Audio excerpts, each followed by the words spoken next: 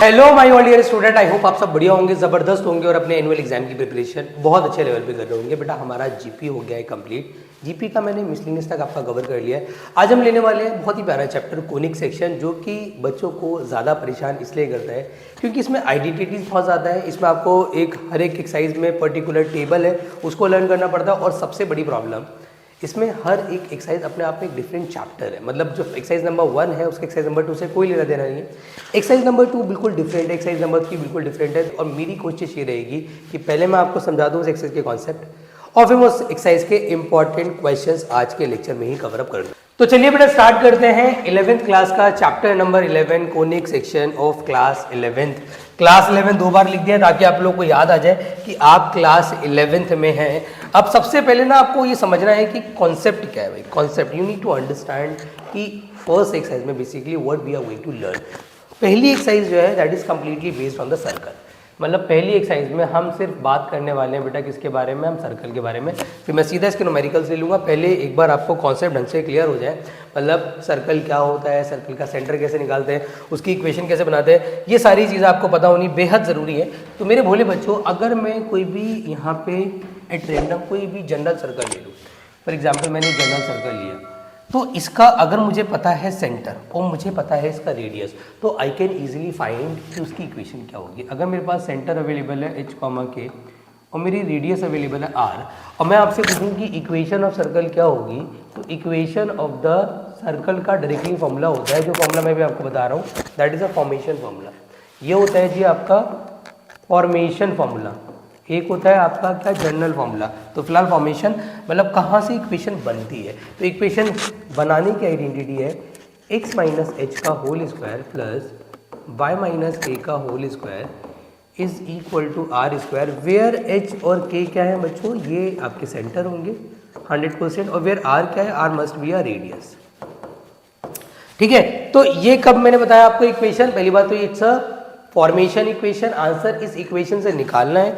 But अगर मैं standard equation की बात करूं, आंसर किस फॉर्म में छोड़ना है बेटा, तो that is also very very important. Standard equation इसकी थोड़ी सी अलग है, और वो स्टैंडर्ड इक्वेशन होगी कि आपने आंसर जो छोड़ना है वो इस फॉर्म में छोड़ना है, that should be x square plus y square plus 2gx plus 2fy plus c is equal to 0। मतलब एक्स स्क्वायर वाई स्क्वायर 100% होना चाहिए, और एक्स स्क्वायर वाई स्क्वायर का या तो कोई कोफिशिएंट नहीं होना चाहिए, और अगर कोफिशिएंट अवेलेबल भी है तो दैट शुड बी सेम। मतलब जो एक्स स्क्वायर का कोफिशिएंट होगा वह वाई स्क्वायर का होगा, एक्स की टर्म होनी चाहिए, वाई की टर्म होनी चाहिए, और एक कांस्टेंट भी होता है।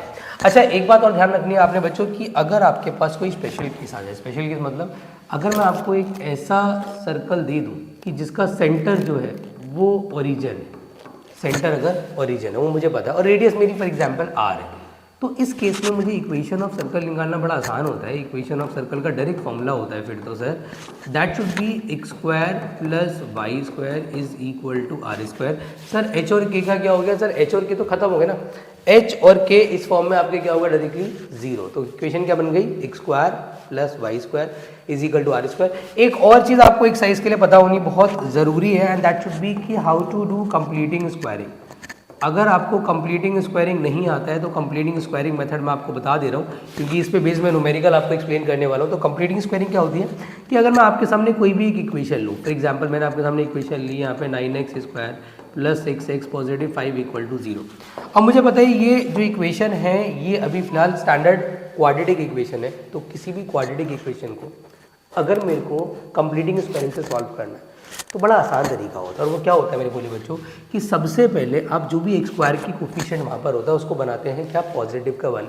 These are the step. आप स्टेप लिख भी सकते हैं कि make the coefficient of x square is equal to positive 1। तो आपने यहाँ से 9 कॉमन लिया, एक्स स्क्वायर यहाँ पे 2/3x आ जाएगा, यहाँ पे 5/9 आ जाएगा, that should be equal to 0। Sir मैं इसको 0 कर दूंगा। अब जो भी x का कोफिशिएंट है लाइक 2/3, मैं इसका हाफ करूँगा, तो इसका हाफ करने के बाद जो भी मुझे रिजल्ट मिलेगा, मतलब फॉर एग्जांपल मुझे रिजल्ट मिला 1/3, तो जो भी मुझे रिजल्ट मिलता है उस रिजल्ट के स्क्वायर को मैं ऐड करता हूँ और सब्ट्रैक्ट करता हूँ। This is also the part of completing squaring. मैं क्यों सिखा रहा हूँ, इसका रीज़न है, इस पे बेस्ड न्यूमेरिकल है, मुझे पता है, अभी बता दूंगा, आपको बाद में परेशानी नहीं आएगी। तो एक्स स्क्वायर प्लस मैंने क्या बोला, रिजल्ट क्या आया था, हाफ करने के बाद एक्स के कोफिशिएंट का 1/3, उसके स्क्वायर को इन दोनों के बीच में ऐड करना है। मैंने जो 9 है उसको 0 कर दिया है, तो एक्स स्क्वायर और एक्स के टर्म के बीच में ऐड करना है, और एंड में हमेशा सब्ट्रैक्ट करना है, और जब सब्ट्रैक्ट करना है तो स्क्वायर खोल देना है। तो इससे क्या फ़ायदा होगा सर, इट बिकम्स आइडेंटिटी। किसकी आइडेंटिटी बन गई सर, ये बन गई सर a प्लस बी के होल स्क्वायर की, तो x प्लस 1/3 का होल स्क्वायर प्लस 4/9। तो ये होता है कंप्लीटिंग स्क्वायरिंग मेथड जो इस एक्सरसाइज में यूज होने वाला है। ये थे कॉन्सेप्ट। अब हम सीधा शुरू करते हैं न्यूमेरिकल्स। देखो जी, पहला क्वेश्चन बहुत बेसिक है, आपसे बोल रहा है सीधा सीधा, एक आपको सेंटर दे रखा है, we have the centre that is 0,2 and we have the radius which is equal to 2, और हमसे बोल रहे हैं जी इक्वेशन निकालो। मैं कुछ इजी क्वेश्चन बहुत स्पीडली कराऊंगा और जो इंपॉर्टेंट क्वेश्चन है थोड़े से डिफिकल्ट है वो मैं आराम से डिटेल में बढ़िया करके कराऊंगा। तो इक्वेशन ऑफ, अगर मुझे निकालना है सर्कल, सर मैं सीधा इक्वेशन लिखूंगा x माइनस एच का होल स्क्वायर y माइनस के का whole square is equal to are square. Sir h कितना है मेरे पास, that should be 0, x minus 0 का y कितना है सर, y माइनस 2 का whole square is equal to r कितना है सर, r है 2 का। अगर मैं यहाँ पे x स्क्वायर कर दूँ और यहाँ पे a माइनस बी का स्क्वायर खोल दूँ, that should be y square plus 4 minus 4y is equal to 4, इससे ही कट जाएगा। तो एक्चुअल मेरा आंसर आएगा x square minus y square minus 4y is equal to 0 and that will be, मैंने आपसे क्या बोला कि फॉर्मेशन फॉर्मूला अलग है, स्टैंडर्ड इक्वेशन अलग है। फॉर्मेशन फॉर्मूला का यूज़ करा, स्टैंडर्ड इक्वेशन में चेंज करा, यही हमें सर्कल में करना होता है। एक और क्वेश्चन लेता हूँ, इसी का एक पार्ट है, आई डोंट रिमेंबर कि वो कौन सा पार्ट है, बट आप देख लेना। उसमें आपको सेंटर जो दिया है वो दिया है minus a, minus a, b, और रेडियस जो आपको दी है that should be root a square minus b square. तो ये एक टाइप के क्वेश्चन हो रहे हैं आपके, ये आपका स्टार्टिंग टाइप है। We have the centre, we have the radius and we need to calculate the equation. मेरे भोले बच्चों, अगर मैं इसकी भी इक्वेशन बनाता हूँ तो इक्वेशन का डायरेक्ट फॉर्मूला होगा x माइनस एच का होल स्क्वायर y माइनस के का whole square is equal to are square. तो x प्लस ए का whole square y plus B का whole square is equal to under root A square minus B square का whole square. चलिए इसका square open कर देते हैं भाई। इसका स्क्वायर क्या बनेगा मेरे भोले बच्चों, इसका स्क्वायर बनेगा A square plus B square plus 2ax। इसका स्क्वायर ओपन कर दो। मैंने क्या बोला, स्टैंडर्ड फॉर्म में छोड़ना जरूरी है, अगर स्टैंडर्ड फॉर्म में आंसर नहीं आया तो गड़बड़ हो जाएगा मामला। अभी यहाँ पर सर कुछ कट रहा है सर, ए स्क्वायर से ए स्क्वायर कट रहा है और कुछ नहीं कट रहा। X square plus y square plus 2ax plus 2by plus का बी स्क्वायर हो जाएगा 2b स्क्वायर। तो यू कैन सी ये एक्चुअल में स्टैंडर्ड फॉर्म में आ रहा है, एक्स स्क्वायर है, वाई स्क्वायर है, 2gx है, 2fy और c भी अवेलेबल है। तो ये था एक टाइप की इक्वेशन निकालने को देगा और आपको सेंटर रेडियस दे रखा होगा। अब मैं ले रहा हूँ दूसरा टाइप, इक्वेशन आपको दे देगा और सेंटर रेडियस आपसे मांग लेगा। अब आते हैं बेटा क्वेश्चन नंबर 6। अगर आपके सामने x प्लस वाई का होल स्क्वायर है, y माइनस 3 का whole square is equal to 36 है, और आपसे क्या बोल रहा है, आपसे बोल रहा है जी मुझे ना इसका सेंटर चाहिए, इसकी रेडियस चाहिए। तो ऐसे क्वेश्चंस जो ऑलरेडी फॉर्मेशन फॉर्म में हो उनका सेंटर रेडियस निकालना बहुत आसान होता है। मतलब इसमें सिर्फ आपने क्या करना है, आपने कंपेयर करना है, compare with sir x minus H का होल स्क्वायर y माइनस के का whole square is equal to r. आप इससे कंपेयर करोगे तो h की वैल्यू आपकी सीधा सीधा आ जाएगी कितनी, h की वैल्यू आ जाएगी सर हमारी -5, सर k की वैल्यू कितनी आ जाएगी, दैट शुड बी 3, और आर स्क्वायर सर 36 है, तो r इज इक्वल टू कितना आ गया 6। तो मैं सेंटर अगर निकालता हूँ तो सेंटर हो जाएगा मेरा, देखो ध्यान रखना सेंटर क्या होता है h, k। तो सेंटर कितना आ गया सर हमारा, सेंटर इज -5, 3, और रेडियस कितना आ गया सर, रेडियस आ गया 6। बात खत्म हो गई, सिंपल है। अब जैसे क्वेश्चन नंबर 7 है आपका, क्वेश्चन नंबर 7 जिसमें x square plus y square minus का 6x माइनस का 8y माइनस का 45 इक्वल टू 0 दे रखा है। मुझे एग्जैक्टली याद नहीं है, अगर थोड़ी बहुत ऊपर नीचे चीज़ें हो गई तो देख लेना। मेन कॉन्सेप्ट है, कॉन्सेप्ट पकड़ना है कि इस टाइप के क्वेश्चन को कैसे करना है। अब ऐसा क्वेश्चन बाई चांस अगर आ जाए तो क्या करेंगे sir, completing squaring method, standard equation को फॉर्मेशन फॉर्मूला में चेंज करना है। उसके बाद आपको सेंटर और रेडियस निकालना अलाउड है। मतलब मेरे भोले बच्चों में क्या कह रहा हूँ, मैं कह रहा हूँ x की टर्म आप एक साथ कर लो, y की टर्म आप एक साथ कर लो, और कांस्टेंट को आप उस तरफ ले जाओ। अब x का कोफिशिएंट कितना है 6, 6 का आप हाफ करो, 6 का हाफ कितना है 3। तो जो रिजल्ट आया उसके स्क्वायर को आप ऐड करो और उसके स्क्वायर को आप सब्ट्रैक्ट करो। यहाँ आ जाओ, वाई स्क्वायर प्लस 4 माइनस का 8y माइनस 4 का स्क्वायर, सॉरी क्योंकि y का। अब आप कहोगे sir x square Y square का कोफिशिएंट तो 1 बनाया है नहीं, भाई कोफिशिएंट ऑलरेडी 1 बना हुआ दे रखा है, मैं एडवांटेज मिल गया। ये तो एक तरीके से सर यहाँ पर कंप्लीटिंग स्क्वायरिंग हो चुकी है, इज इक्वल टू 45। तो दिस विल बिकम, ये हमारा हो गया सर x माइनस 3 का होल स्क्वायर माइनस का 9, y माइनस 4 का होल स्क्वायर पॉजिटिव का सॉरी माइनस का 16 इज इक्वल टू कितना आ गया सर 45। इन दोनों को ऐड करोगे कितना आ जाएगा 25 उधर जाएगा कितना आ जाएगा सर, दैट शुड बी 70। तो अगर मेरी एक बार स्टैंडर्ड इक्वेशन मतलब फॉर्मेशन वाली इक्वेशन बन जाए तो अब मेरे लिए सर सेंटर निकालना it's not a big deal. Centre कितना हो जाएगा सर 3, 4 और r का स्क्वायर मेरे लिए 70 है, तो r 70 थोड़ी ना है, r तो √70 हो गया, √70 तो अवेलेबल नहीं है, तो अब यहीं छोड़ दोगे आंसर। तो ये दूसरा टाइप है, when you have the equation and you need to calculate centre and radius, वो आप आराम से कैलकुलेट कर सकते हो। एक हैवी न्यूमेरिकल ले लेता हूँ जिसमें बच्चे अक्सर फंस जाते हैं, वो भी आप देख लो। अब जैसे क्वेश्चन नंबर 9 है, इसमें बच्चे आई डोंट नो क्यों थोड़ा गड़बड़ कर देते हैं, बट यहाँ पे एक्चुअली क्या है सबकी ना टर्म्स अवेलेबल नहीं है, मतलब c मिसिंग है और fy मिसिंग है, 2fy मिसिंग है। तो कई बार बच्चे देख कर डर जाते हैं कि सर ये क्वेश्चन कैसे सॉल्व होगा, जबकि क्वेश्चन और भी आसान है। आपको सबसे पहला काम क्या करना है, x स्क्वायर और y स्क्वायर का कोएफिशिएंट पॉजिटिव का 1 बनाना ही बनाना है। उसके लिए आपको यहाँ से 2 कॉमन लेना पड़ेगा, तो यहाँ x square plus y square minus का x/8 इज इक्वल टू 0 हो जाएगा।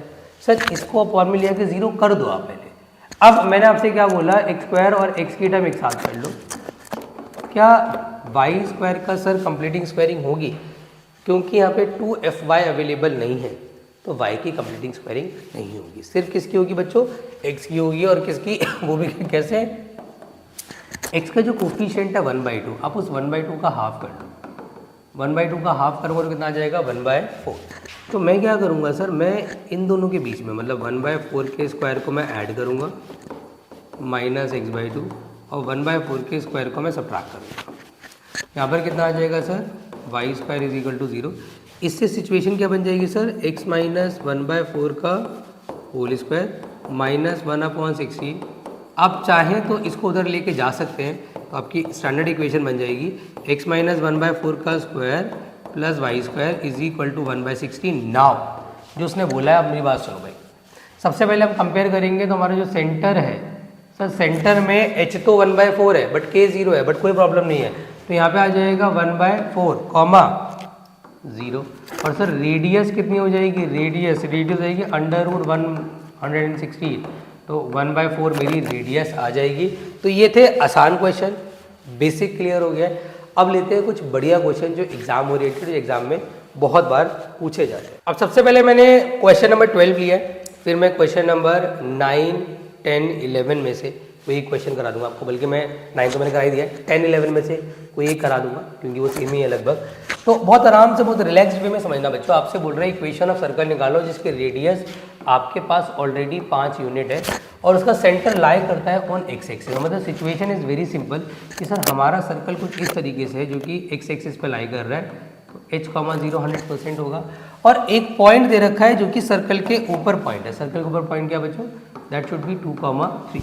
तो आप आपसे क्या कह रहा है समझना, आपसे कह रहे हैं कि इक्वेशन ऑफ सर्कल क्या होगा।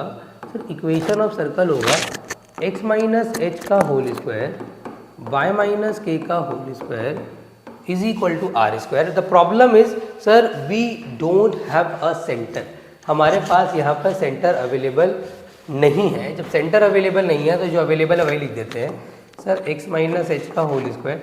सर k 0 है, इतना तो एटलीस्ट अवेलेबल है, तो यहाँ पे वाई स्क्वायर हो जाएगा। और r कितना दे रखा है मेरे को बच्चों, r दे रखा है 5। आप स्टार्ट कैसे करोगे, देखो एक स्टेटमेंट बोल रहा हूँ, इस पूरे चैप्टर में ना इस स्टेटमेंट का बड़ा रोल है। और वो स्टेटमेंट पता है क्या है, वो स्टेटमेंट ये है कि अगर कोई पॉइंट किसी कर्व पे आता है तो उसकी इक्वेशन को 100% सेटिस्फाई करता है। तो मेरे भोले भाले बच्चों, आप एक सिंपल सी स्टेटमेंट डालना कि since 2, 3 lies on the circle then it will satisfies the equation. भैया वो इक्वेशन को सेटिस्फाई करेगा ना मेरे बोले बच्चों। तो आप क्या करोगे, what you have to do, आपने सिंपली x की जगह डाल देना है 2 माइनस एच का होल स्क्वायर और y की जगह डाल देना है सर 3 का whole square is equal to 25। Sir 2 minus H का whole square is equal to 25 minus 9, 2 minus H का whole square is equal to 16। Sir 2 minus H is equal to plus minus 4, तो एक बार ना 2 माइनस एच को is equal to 4 put कर दो तो एच की वैल्यू -2 आ जाएगी, तो सेंटर हो जाएगा हमारा -2, और एक बार 2 माइनस एच को इज इक्वल टू -4 पुट कर दो, एच इज इक्वल टू 2 + 4 हो जाएगा, तो एच इज इक्वल टू 6 हो जाएगा, तो एक और सेंटर हो जाएगा 6, 0। तो सेंटर हमारे पास बेसिकली 2 आ रहे हैं। If we have the 2 centres तो इक्वेशन भी 2 आएंगी। इक्वेशन मैं निकालने नहीं सिखा रहा, ऑलरेडी आप लोगों को पता है, फर्स्ट स्टार्टिंग में वही कराया था। तो इक्वेशन बनाना, फॉर्मेशन फॉर्मूला से शुरू करना, स्टैंडर्ड फॉर्म में छोड़ना, that will be your answer. तो ये था बेटा all about your question number 12। अब मैं बात करने जा रहा हूँ, बड़े ही इंपॉर्टेंट क्वेश्चन है 2 ना, 11 एंड क्वेश्चन 10 में से कोई एक कराऊंगा, आप उसको ढंग से समझ लेना, क्योंकि वो क्वेश्चन बेटा 5 नंबर का आता है। देखो क्वेश्चन नंबर 10 में बच्चा क्यों फंसता है, उसका एक रीज़न मैं आपको बता रहा हूँ। क्वेश्चन नंबर 10 में ना सर प्रॉब्लम ये है कि ना तो हमारे पास सेंटर है, ना हमारे पास रेडियस है, हमारे पास सिर्फ एक सिचुएशन है। वो सिचुएशन भी क्या आप समझना, आपसे बोल रहे हैं कि एक सर्कल है जो कि 2 पॉइंट से पास कर रहा है। मैं इसको पहले तो, क्योंकि मुझे एक्सिस वैक्सिस पता नहीं है, तो मैं इसको रफली बना लेता हूँ कि एक सर्कल है जो कि 2 पॉइंट से पास कर रहा है। वो पॉइंट्स क्या है सर, एक है 4,1 और एक है 6,5। और जो सर्कल है उसका जो सेंटर है हमें पता नहीं, हम लेट सपोज h, ले लेते हैं सेंटर को, और ये सेंटर भी एक लाइन से पास कर रहा है, और उस लाइन की इक्वेशन दे रखी है 4x + y = 16। अब स्टार्ट कैसे करेंगे सर, सबसे पहले वही इक्वेशन ऑफ सर्कल का फॉर्मूला लगाएंगे सर, x - h का होल स्क्वायर y - k का होल स्क्वायर = r²। सर यहाँ पे अननोन क्या है सर, यहाँ पे ना तो h का पता ना k का पता हमें कुछ भी नहीं, बट हमें एक आइडिया है सर कि एक पॉइंट अगर किसी कर्व पे लाई करता है तो उसकी इक्वेशन को सेटिस्फाई करता है। तो मैं एक हेडिंग डाल सकता हूँ कि सिंस, क्योंकि sir 4,1 and 6,5 lies on the circle, then they will satisfy its equation. बेटा 5 नंबर का सवाल है, ध्यान रखना, थोड़ा लंबा जाएगा ये। इट्स इक्वेशन, और टोटल इक्वेशन भी इसमें बनेंगी 5। पहली इक्वेशन तो आप यही मान लो। दूसरी इक्वेशन बनेगी सर, पहले 6,5 पुट कर लेते हैं, 6 - h का होल स्क्वायर प्लस 5 - k का होल स्क्वायर = r²। और फिर सर दूसरा पॉइंट पुट कर ले। दूसरा पॉइंट क्या है हमारा सर, यहाँ पर 6,5 पुट कर ले, चलो 4,1 पुट कर लेते हैं, तो 4 - h का होल स्क्वायर 1 - k का होल स्क्वायर।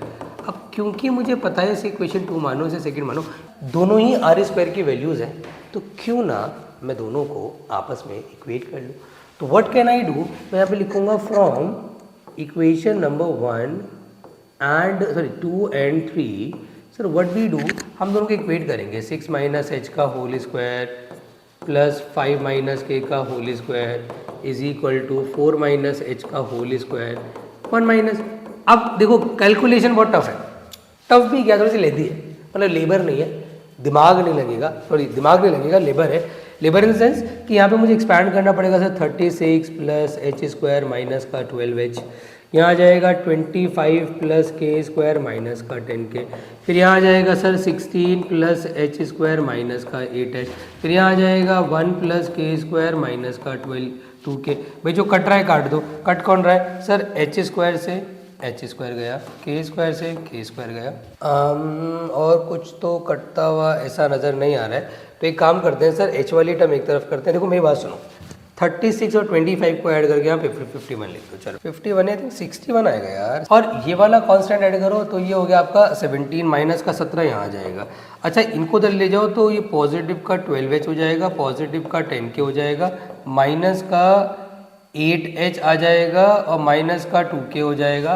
मेरे भूले भाले बच्चों, इफ़ यू सिंप्लीफाई 8 तो 61 में से 17 गया तो कितना आ जाएगा 44, और इज इक्वल टू कितना आ जाएगा 4h, और क्या आ जाएगा 8k। सर कुछ कॉमन आ रहा है 100%, 4 कॉमन आके उड़ जाएगा, तो यहाँ से सिचुएशन 4 कॉमन ले लो, h + 2k = 11।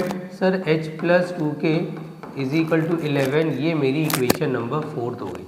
मतलब अगर सर मुझे h और k की फॉर्म में एक इक्वेशन और मिल जाए तो जी मौज है जी, मज़ा आ जाएगा सर। तो वो आराम से बन सकती है। कैसे सर, मुझे पता है कि जो सेंटर है वो इस लाइन पे लाई कर रहा है, तो मुझे पता है कि since sir h, k lies on 4x plus Y is equal to 16, then भैया h की जगह h की वैल्यू डाल दूंगा तो 4h plus k is equal to 16, equation 5 मान लेंगे। Sir we have to eliminate both.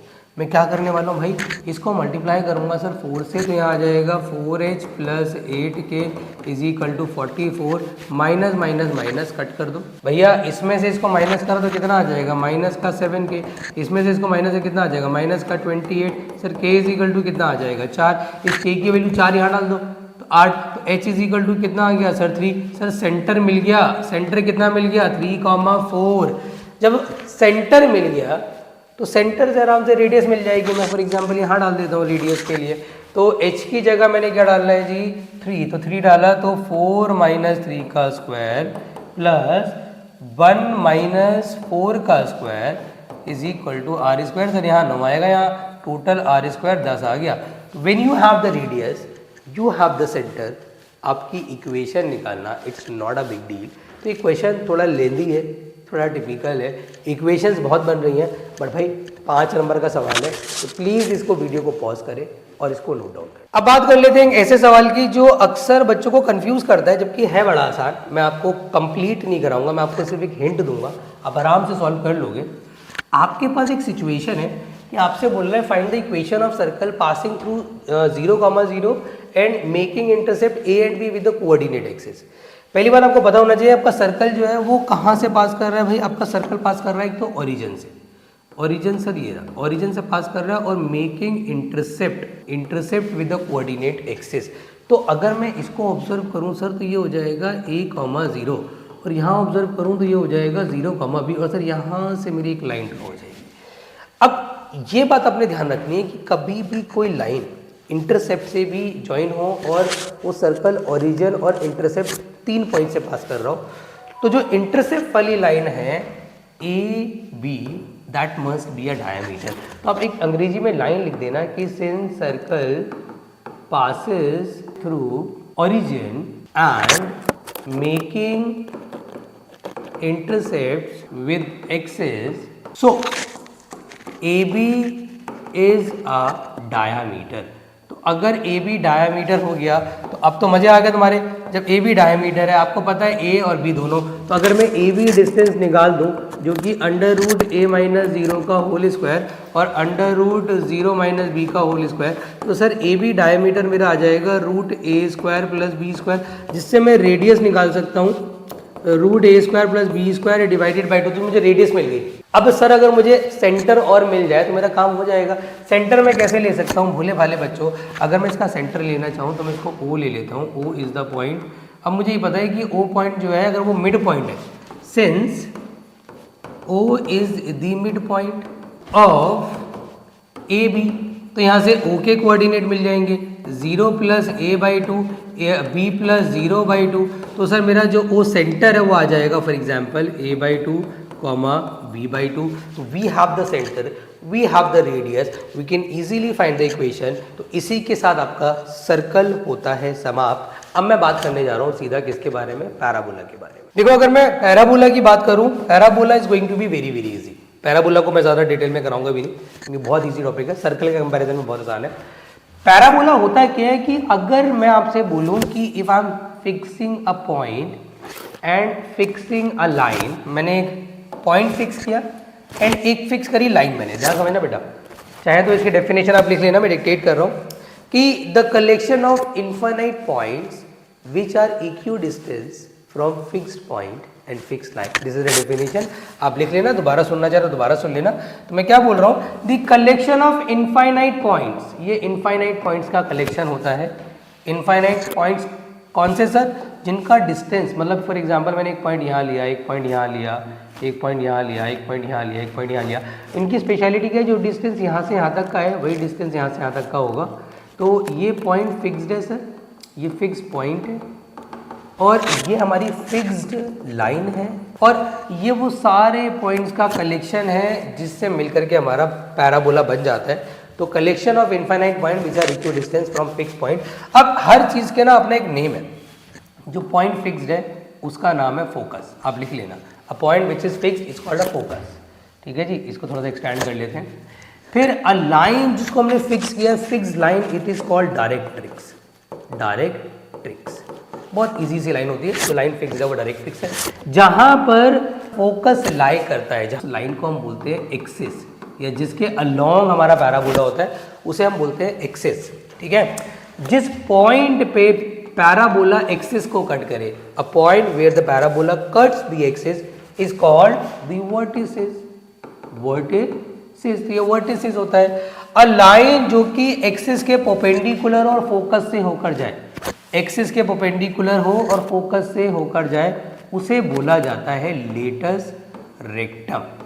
तो ये कुछ इन्फॉर्मेशन आपको पता होनी चाहिए। फोकस क्या होता है, आपका लेटस रेक्टम क्या है, वर्टेक्स क्या है, ये सारी चीज़ें आपको क्लियर होनी चाहिए। अब मैं आपको सीधा टेबल बनानी सिखा रहा हूँ कि टेबल कैसे बनती है। ध्यान देना बच्चों, आपके पास बेसिकली आप ये मान लो कि आपके पास जो वैरायटी है वो कितने टाइप्स की, 4 टाइप के पैराबोला की है। ठीक है जी, मैं 4 टाइप के पैराबोला आपको बनाना सिखा रहा हूँ। एक होता है जिसकी इक्वेशन होती है y² = 4ax। एक होता है जिसकी इक्वेशन होती है y² = -4ax। एक होता है x² = 4ay। एक होता है x² = -4ay। अब इनकी इक्वेशन ही इनकी वैसे पहचान है, हम चाहें तो इनको नाम दे सकते हैं, बट इक्वेशन से इनकी पहचान होती है कि ये वाला जो पैराबोला है जिसमें y² आ जाए वो हमेशा x एक्सिस के अलॉन्ग होता है। पहले तो आप ऐसे याद करो, जिसका स्क्वायर होता है उसके अपोजिट एक्सिस के अलॉन्ग होता है। तो अगर ये y² है तो ये x एक्सिस के अलॉन्ग होगा, और अगर x की टर्म यहाँ पे पॉजिटिव है तो ये पॉजिटिव x एक्सिस के अलॉन्ग होगा। यहाँ पर नेगेटिव है तो नेगेटिव x एक्सिस के अलॉन्ग होगा। बेटा ये ओरिजिन से पास करा, ध्यान रखना, ये बाबा अच्छे से बनाना। अब क्योंकि यहाँ पे x² अवेलेबल है तो ये y एक्सिस के अलॉन्ग होगा। तो जैसे यहाँ पे x² = पॉजिटिव है तो पॉजिटिव की तरफ होगा, वर्टेक्स हमेशा ओरिजिन होता है, और ये भी सर नीचे की तरफ होगा। तो ये तो इनके शेप्स हो गए। इसको राइट बोलते हैं, लेफ्ट बोलते हैं, अपर बोलते हैं, लोअर बोलते हैं, ये आपको पता होना चाहिए। अब इसमें जो जो आपसे वो पूछेगा ध्यान देना। सबसे पहले वो आपसे पूछ सकता है वर्टेक्स। तो वर्टेक्स तो याद कर लो कि सबका वर्टेक्स क्या होता है, 0 0 0 0 0 0 एंड 0 0। तो vertex are fixed, all the vertex, क्योंकि सारे के सारे पैराबोला ओरिजिन पे कट करते हैं, सबका वर्टेक्स 0 0 है। फिर आपसे क्या पूछ सकता है, आपसे पूछ सकता है फोकस। तो इसका फोकस भाई यहाँ पर आएगा, पॉजिटिव x एक्सिस पर आएगा।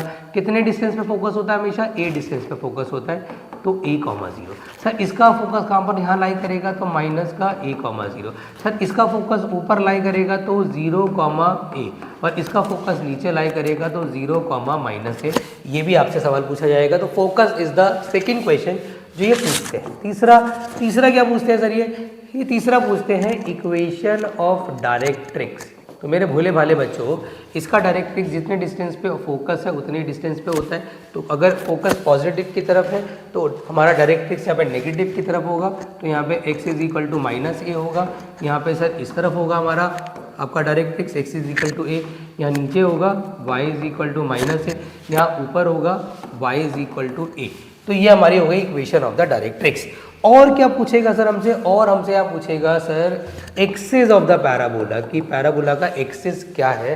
तो हमेशा ध्यान रखना ये दो जो पैराबोलाज हैं किसके अलॉन्ग है, वो x एक्सिस है। तो x एक्सिस हमारी एक्सिस हो गई, यहाँ पर भी हमारी x एक्सिस आ गई, और यहाँ पे हमारी y एक्सिस आ गई जी, और यहाँ पर भी हमारी y एक्सिस आ गई। और क्या पूछ सकता है सर, और पूछ सकता है equation of axis, equation of axis. तो कॉमन सेंस वाली बात है कि अगर ये दोनों x एक्सिस के अलॉन्ग है और x एक्सिस की इक्वेशन आपको रटी होनी चाहिए कि दैट शुड बी y = 0। एक यहाँ पे इसकी बात करें तो ये x = 0, x = 0। आखिरी सवाल जो वो पूछते हैं वो है लेटस रेक्टम। भाई हर एक पैराबोला की लेटस रेक्टम की लंबाई सेम ही है, and that is 4a 4a 4a 4a। तो जिस बच्चे को ये टेबल याद हो गई उसके लिए पैराबोला कुछ भी नहीं है। अब मैं हर किसी पे बेस्ड एक एक दो दो क्वेश्चन करा के आपका पैराबोला भी इसी लेक्चर में खत्म कर रहा हूँ। ध्यान दें बेटा, इस एक्सरसाइज में बेसिकली कितने टाइप हैं, इस एक्सरसाइज में टोटल मिला के 3 टाइप हैं। मैं तीनों टाइप पे बेस्ड दो दो क्वेश्चन करा के खत्म कर रहा हूँ उसको। हमसे बोला in each of the following 1 to 6 में आपने क्या करना है, कोऑर्डिनेट ऑफ फोकस बताना है, एक्सिस ऑफ पैराबोला बताना है, equation of directrix and the length of the latus rectum. मेरे भोले भाले बच्चों, सबसे पहले what you have to do, आपने करना क्या है, आपने सबसे पहले जज करना है कौन सा वाला पैराबोला है। तो आपने देखा Y square is equal to 12x है सर, वाई स्क्वायर है मतलब x एक्सिस के अलॉन्ग है, और क्योंकि पॉजिटिव का x है तो आपने सबसे पहले क्या करना है, सबसे पहले आपने इसको कंपेयर करना है, कंपेयर विथ कि सर ये कौन सा वाला है, राइट हैंडेड है, तो मतलब इसको कंपेयर करके आप पहले a निकाल लो, क्योंकि एक बार अगर a मिल गया तो सारी टेंशन आपकी खत्म हो जाएगी। तो आपने 4a इज इक्वल टू 12 कर लिया तो a इज इक्वल टू 3 आ जाएगा। जब एक बार आपको a मिल गया तो एक एक करके उसके सवाल लेते हैं हम। मैंने क्या बोला, मैंने बोला x का पूरा कंपैरिजन आपने कर देना है। अब सबसे पहले उसने क्या पूछा है, फोकस। सर फोकस क्या होता है, राइट हैंडेड की टेबल आपको याद होनी चाहिए। इसका फोकस होता है सर a,0 दैट इज मतलब 3,0। अगला क्या पूछ रहा है सर, अगला पूछ रहा है यहाँ पे एक्सिस ऑफ पैराबोला। तो एक्सिस की अगर मैं बात करूँ सर, एक्स एक्सिस के अलॉन्ग है, इट इज़ ऑब्वियस ये एक्स एक्सिस के अलॉन्ग है। चलिए सर बढ़िया, फिर लेते हैं थर्ड क्या पूछ रहा है sir, equation of directrix, equation of directrix.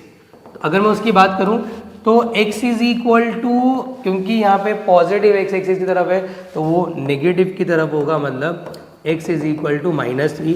और आखिरी सवाल जो पूछा गया है, लेंथ ऑफ लेटस रेक्टम। तो लेटस रेक्टम की लेंथ फिक्स है, दैट शुड बी 4a, और 4a हमारे पास सर 3 है, तो 4 × 3 which is equal to 12। Basic से क्वेश्चंस आते हैं, कोई ज़्यादा हाई लेवल क्वेश्चन पैराबोला के वैसे भी बनते नहीं है, तो आपने ध्यान से देख लेना है, ठीक है जी। अब बात कर लेते हैं, मैं इसी का एक और न्यूमेरिकल ले लेता हूँ, फिर मैं अगले टाइप पे चला जाऊँगा। जैसे X square is equal to मुझे दिया है -25y, तो पहले तो एक्स स्क्वायर आ गया है, तो इट शुड बी कौन सा, या तो अपर या लोअर, वाई एक्सिस के अलॉन्ग होगा। तो आप कंपेयर कर लो, क्योंकि यहाँ पे नेगेटिव साइन है तो मैं कंपेयर करूंगा, कंपेयर विद, सर ये तो इसके साथ कंपेयर हो रहा है ना, -4ay, और 4a इज इक्वल टू मेरा कितना हो जाएगा 25। तो a की वैल्यू निकालना बहुत जरूरी है, जो नेगेटिव साइन है दैट विल बी अवॉइडेड, वो अवॉइड करते हैं। तो a इज इक्वल टू आ जाएगा सर 25/4। अब एक एक करके सवालों के जवाब। पहला सवाल फोकस, फोकस कितना हो जाएगा a,0, दैट इज कितना आ गया, सॉरी 0, a होता है, और क्योंकि ये लोअर है तो माइनस के साथ आएगा, तो 0, का 25/4, ये हमारा फोकस आ गया। और क्या पूछ रहा है सर हमसे, सर एक्सिस पूछ रहा है, एक्सिस सर फिक्स्ड है, वाई एक्सिस, बढ़िया सर। और क्या पूछ रहा है सर, और पूछ रहा है हमसे इक्वेशन ऑफ डायरेक्ट्रिक्स। तो अगर मैं इक्वेशन की बात करूं तो भोले बच्चों, इक्वेशन इसकी क्या बन जाएगी, y इज इक्वल टू, क्योंकि नीचे की तरफ है तो वो ऊपर जाएगा, तो y इज इक्वल टू 25/4। और आखिरी सवाल जो है लेटस रेक्टम का है सर, और वो क्या जाएगा, दैट शुड बी 4a, मतलब 4 × 25/4 एंड दैट शुड बी 25। तो ये एक तरीके के सवाल आपसे पूछे गए हैं कि आपको इक्वेशन दे देगा, बीच बीच में टर्म्स पूछ लेगा, आप बहुत आराम से सारी टर्म्स निकाल सकते हो। अब लेते हैं इसका टाइप नंबर 2। दूसरा टाइप आपका है जो कि बहुत आसान है, जिसके अंदर आपको कुछ पर्टिकुलर दे देगा टर्म्स, उससे अंडरस्टैंड करके बस आपको ये देखना है कि कौन सा वाला पैराबोला है और इसकी इक्वेशन बना देनी है। जैसे आपको दिया है फोकस, फोकस कितना दिया है 6,0, और आपको इक्वेशन ऑफ डायरेक्ट्रिक्स दी है। तो ज़्यादातर हमारा जो आइडिया लगता है वो बेटा एक चीज़ से नहीं लग सकता, क्या वर्टेक्स से नहीं लग सकता, एक्सिस से नहीं लग सकता। ज़्यादातर जो हमें आइडिया लगेगा वो हमेशा फोकस से लगेगा कि हमारा फोकस कहाँ लाई कर रहा है। सर फोकस हमारा 6,0 है जो कि पॉजिटिव एक्स एक्सिस पे लाई कर रहा है, तो एक आइडिया मिल रहा है that should be a right handed parabola. तो मैं सीधा सीधा लिख दूंगा कि since 6,0 lies on X axis then it's a parabola of type Y square is equal to, क्योंकि सर पॉजिटिव एक्स एक्सिस की तरफ है तो ये वाला हो जाएगा।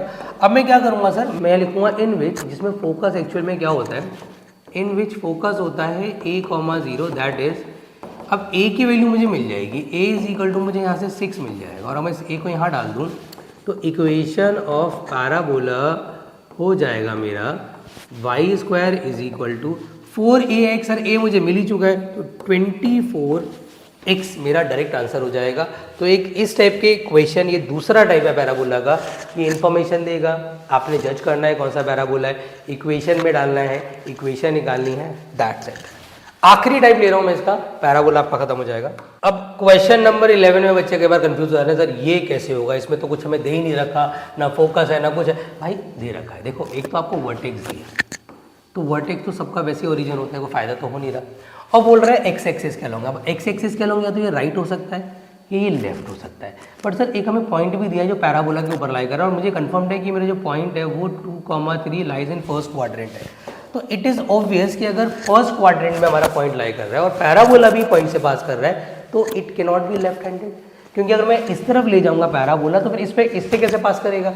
तो मुझे लिखना कैसे है, मुझे लिखना है कि since parabola is along x axis and passes through 2, 3, then it must be of type y square is equal to 4ax वाला टाइप हो गया फिर तो यार ये सीधी सी बात है ना, क्योंकि इससे अगर पास कराना है खुद सोचो, इससे पास तो जब भी करेगा ना जब ये आपका राइट हैंडेड होगा। लेकिन ध्यान रखना right handed, left handed, upper lower they are not the standard name, तो आप यूज़ भी मत करना। तो सर ये राइट हैंडेड पैराबोला है, कन्फर्म हो गया।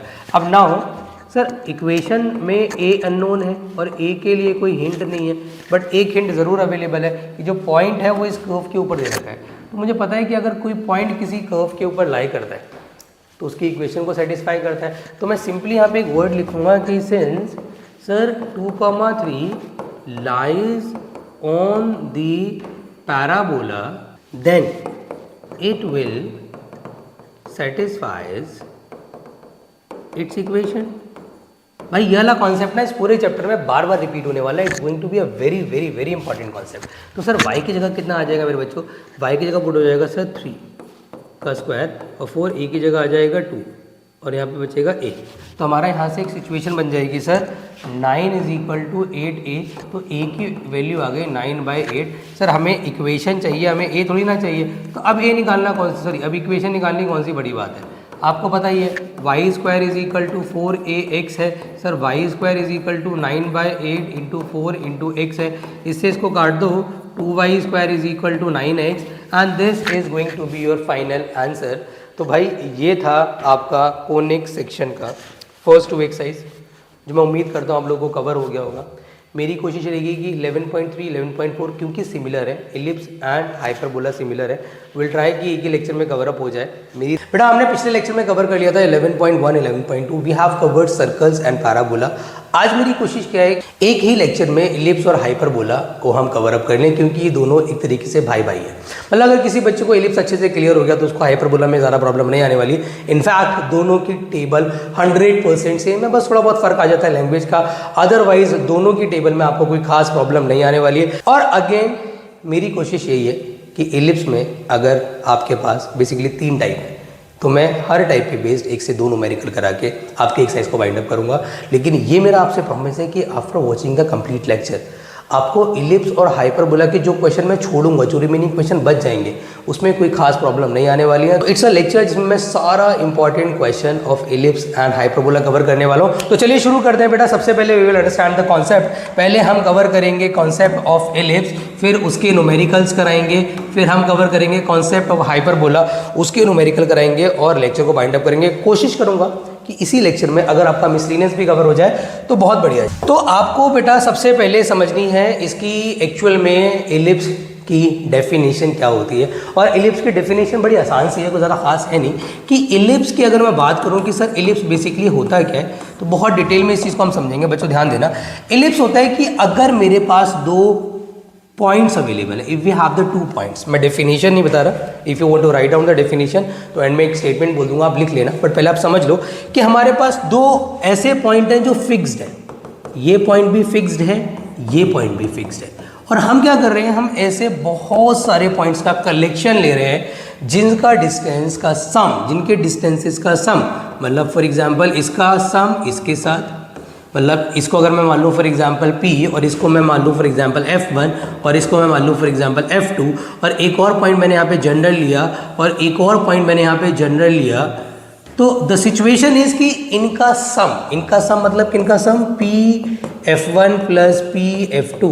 और अगर मैं यहाँ पे ले लेता हूँ फॉर एग्जाम्पल Q, तो Q_F1 plus Q_F2 is equal to, अगर मैं इसको ले लेता हूँ फॉर एग्जाम्पल R, तो R_F1 प्लस R_F2, इन सब का सम 100% कांस्टेंट होगा और इक्वल होगा, ये इलिप्स कहता है। तो अगर मैं इन सब को आपस में ज्वाइन कर दूं, if I merge all these points, तो वहां से जो क्रिएट होगा, वहां से जो निकल के आएगा, उसे हम इलिप्स बोलते हैं। तो इलिप्स क्या होता है, मैं एक स्टेटमेंट बोल रहा हूँ, if you want to write down So you can कि the collection of infinite points which the sum of whose distances from the two fixed points is always constant is called ellipse. चलिए अब मैं बात करता हूँ कि ellipse में कौन कौन सी चीज़ें इंपॉर्टेंट हैं, फिर मैं सीधा उसकी आपको बनवा दूंगा table. Table is very very important, but table से पहले यू नीड टू अंडरस्टैंड कि इलिप्स की कौन कौन सी टर्म्स होती हैं.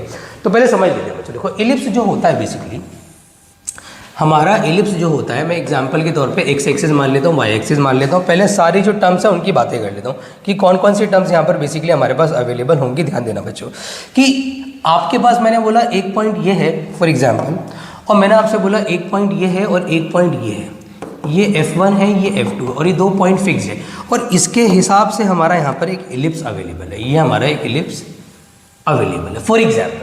तो जो 2 पॉइंट फिक्स्ड हैं बच्चों, इसको हम बोलते हैं foci. These are what? These are foci. तो फोकाई क्या होते हैं? वो पॉइंट्स जो ऑलरेडी फिक्स्ड हैं, जिनसे हमने डिस्टेंसेस का सम लिया था, उन्हें हम बोलते हैं फोकाई. चलिए सर, बहुत बढ़िया. फिर इन फोकाई का जो मिड पॉइंट होता है, इन फोकाई का जो मिड पॉइंट होता है, उसका नाम हमने रखा है centre. Centre of the ellipse क्या होता है? जो फोकाई है उनका जो मिड पॉइंट है, उसे हम बोलते हैं बेटा क्या? This is known as a centre. फिर एक ऐसी लाइन जो दोनों फोकाई से होकर के जाती है, जो दोनों फोकाई से होकर के जाती है, उसे बोलते हैं मेजर एक्सिस. तो ये हमारी क्या हो जाएगी? Major axis. मेजर एक्सिस क्या है? इट इज़ अ लाइन जो कि दोनों फोकाई से होकर के जा रही है. अ लाइन जो कि मेजर एक्सिस के परपेंडिकुलर है, और कहाँ से होकर जा रही है? At the centre. सेंटर से होकर जा रही है, उसका नाम होता है जी माइनर एक्सिस. तो what is it is a minor axis. फिर ऐसे पॉइंट्स जहाँ पर दोनों इलिप्स मेजर एक्सिस को काट रहे हैं, मतलब दोनों नहीं, इन द सेंस एक ही इलिप्स जहाँ पर मेजर एक्सिस को काट रहा है. एक पॉइंट की बात करूँ तो इसका नाम होता है वर्टेक्स. जैसे कि वर्टेक्स किसका होता था बेटा? पैराबोला का वर्टेक्स होता था, सेम एज इसका वर्टेक्स है. बट दोनों वर्टेक्स को अगर मैं कंबाइन कर दूँ तो this is known as a vertices. तो अल्टीमेटली ये क्या हो गया हमारा? वर्टिसिस. तो वर्टिसिस क्या होता है? जहाँ पे इलिप्स मेजर एक्सिस को काटता है.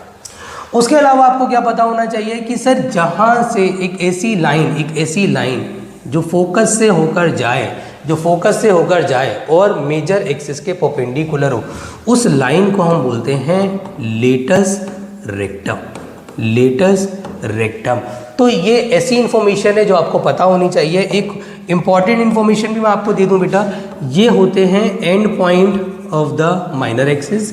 ये एक तरीके से मैं इसको बोल सकता हूँ and point of minor axis. ये माइनर एक्सिस के एंड पॉइंट है, और ये दोनों एंड पॉइंट होते हैं किसके? ये होते हैं हमेशा मेजर एक्सिस के. एक बात हमेशा ध्यान रखना, जो सेंटर से फोकस का डिस्टेंस है उसको हमेशा हम डिनोट करेंगे सी से. I'm repeating my words. The distance between the focus and the center will be denoted by C. The distance between the center and the vertex will always be denoted by A. And यहाँ पर जो distance है इसको हम denote करेंगे B से. मतलब major axis का डिस्टेंस A से डिनोट होगा और माइनर का B से डिनोट होता है. तो ये कुछ इन्फॉर्मेशन है जो आपको पता होनी चाहिए. अब उसके बाद बात कर लेते हैं कि सर इलिप्स होते कितने टाइप के हैं. तो इलिप्स कितने टाइप के होते हैं बेटा, बहुत डिटेल में मैं आप लोगों को बताने की कोशिश करूँगा. अब बहुत आराम से जो चीज़ें उनको अंडरस्टैंड करना, और मेरी कोशिश रहेगी कि इस लेक्चर में मैं सारा कॉन्सेप्ट कवर अप कर लूँ. ठीक है जी. तो प्लीज़ बच्चों do watch the lecture till and, so that हमारी सारी चीज़ें कवर अप हो जाएं और कुछ भी छूटे ना. चलिए सर, तो मैं सबसे पहले बात कर रहा हूँ पहले बच्चों कि हमारे पास इलिप्स कितने टाइप के होते हैं. देखो इलिप्स की इक्वेशन सर फिक्स्ड है. X square by A square Y square by B square is equal to 1. और यहाँ पर भी सर इक्वेशन वही होती है, x square by A square Y square by B square is equal to 1. ठीक है सर. इसका जो ये होता है पोर्शन, इसको हम बोलते हैं हॉरिजॉन्टल. हॉरिजॉन्टल इलिप्स कब माना जाता है? जब जो एक्स के अपॉन में है वो वाई के अपॉन वाले से बड़ा हो जाए. इन जनरल, जैसे मैंने यहाँ पे कोई एग्जाम्पल के तौर पे इक्वेशन ले ली, इन जनरल में कोई इक्वेशन ले रहा हूँ टू रिप्रेजेंट कि for suppose X square by 16 Y square by 9 is equal to 1. तो अब ये एक ऐसी इक्वेशन हो गई जिसमें हम बोल सकते हैं कि this is an horizontal ellipse. Why horizontal? क्योंकि सर यहाँ पे साफ साफ दिख रहा है कि एक्स के अपॉन वाला वाई के अपॉन वाले से बड़ा है, और अगर एक्स के अपॉन वाला वाई के अपॉन वाले से छोटा हो जाए, like X square by 9 Y square by 16, तो फिर वो 100% वर्टिकल इलिप्स होगा. वर्टिकल इलिप्स होगा. एक बात ध्यान रखना बेटा, एक्स एक्सिस के अलॉन्ग जो होता है, ये a,0, ये आपका -a,0 वाई एक्सिस के अलॉन्ग 0, b आता है। यहाँ पर भी सेम चीज़ होती है, a,0 और यहाँ पे 0, b आता है। तो ये कुछ बेसिक चीज़ है जो आपको पता होनी चाहिए। अब आपसे कौन कौन से सवाल पूछेगा, वर्टिकल पता लग गया, हॉरिजॉन्टल पता लग गया, दोनों की इक्वेशंस क्लियर हो गई, कब हॉरिजॉन्टल होगा कब वर्टिकल होगा वो भी पता लग गया। तो सबसे पहला सवाल जो आपसे पूछा जाएगा वो पूछा जाएगा सेंटर का, कि सेंटर दोनों इलिप्स का बताओ। तो sir it is a common sense कि इसका भी सेंटर 0,0 है और इसका भी सेंटर 0,0 है, क्योंकि दोनों ओरिजिन पे ही लाई कर रहे हैं, तो दोनों का सेंटर 0,0 है। फिर आपसे पूछेगा कोऑर्डिनेट ऑफ वर्टिसेस या कोऑर्डिनेट ऑफ द वर्टिसेस, मतलब इसके वर्टेक्स पूछता है तो ये इसके वर्टेक्स हैं, मेजर एक्सिस के एंड पॉइंट, और वो हो जाएंगे बेटा ±a,0। जबकि अगर मैं इसकी बात करूं तो यहाँ पे सर हमारी मेजर एक्सिस बदल चुकी है, तो यहाँ पर हमारे वर्टेक्स होंगे 0, ±b। तो यहाँ पे हमारा वर्टेक्स चेंज हो रहा है, बढ़िया। फिर हमसे क्या पूछेगा सर, तीसरा पॉइंट हमसे पूछेगा कोऑर्डिनेट ऑफ फोकाई, फोकाई के कोऑर्डिनेट पूछ सकता है। इसमें हमेशा आएगा ±c,0, क्योंकि फोकाई कहाँ लाई कर रहा है सर, एक्स एक्सिस पे लाई कर रहा है, जबकि इसका फोकाई कहाँ लाई कर रहा है, वाई एक्सिस पे लाई कर रहा है, तो इसका हो जाएगा 0, ±c। एक बात ध्यान रखना, दोनों में c निकालने का फॉर्मूला अलग अलग होता है। अगर मैं इसकी बात करूँ तो इसमें जो c है, वैल्यू ऑफ c, इसमें c निकालने का फॉर्मूला होता है, क्योंकि a बड़ा होता है ऑलरेडी b से, तो a² - b² c निकालने का फॉर्मूला होता है, जबकि इसके अंदर फॉर्मूला होता है सर b² - a²। तो दोनों में c निकालने की आइडेंटिटी भी अलग अलग होती है, ये भी आप ध्यान रखना। और क्या पूछेगा सर, और हमसे पूछ सकता है, ये पूछ लिया, हाँ लेंथ पूछ सकता है, लेंथ ऑफ मेजर एक्सिस। तो अगर मेजर एक्सिस की लंबाई पूछी तो इसकी लंबाई मेजर एक्सिस की 2 है। खुद सोचो, ये a टोटल मिला के 2 है। एक बार टेबल आपने समझ ली और टेबल आपको क्लियर हो गई ना भाई, इलिप्स हो हाइपरबोला हो, आपको कोई प्रॉब्लम होनी नहीं है। तो इसलिए मैं बच्चों से रिक्वेस्ट कर रहा हूँ कि टेबल को ढंग से समझ लो। टेबल क्लियर मतलब सब कुछ क्लियर। इसका होगा सर 2b। फिर आता है अगला सवाल, आपसे क्या पूछेगा, लेंथ ऑफ माइनर एक्सिस की अगर वो आपसे लंबाई पूछता है तो दैट शुड बी 2b, और यहाँ पे सर उल्टा हो जाएगा, that should be 2a, obvious सी बात है।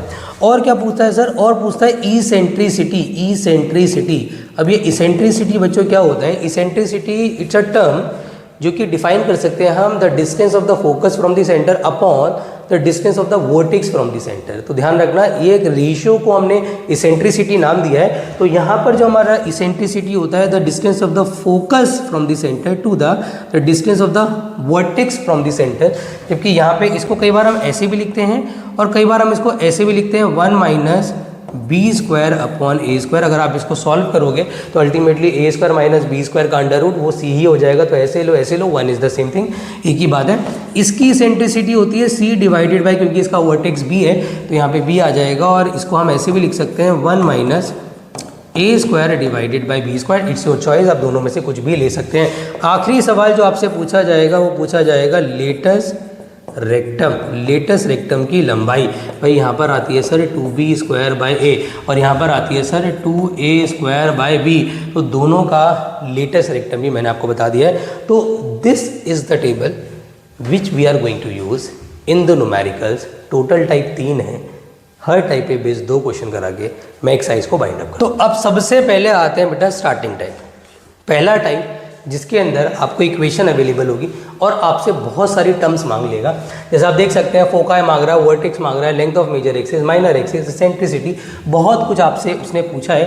तो सबसे पहले what you have to do, आपने सबसे पहले ये अंडरस्टैंड करना है सर ये कौन सा वाला इलिप्स है। तो आपने देखा सर a² = 36 है मेरा और b² = 16 है मेरा।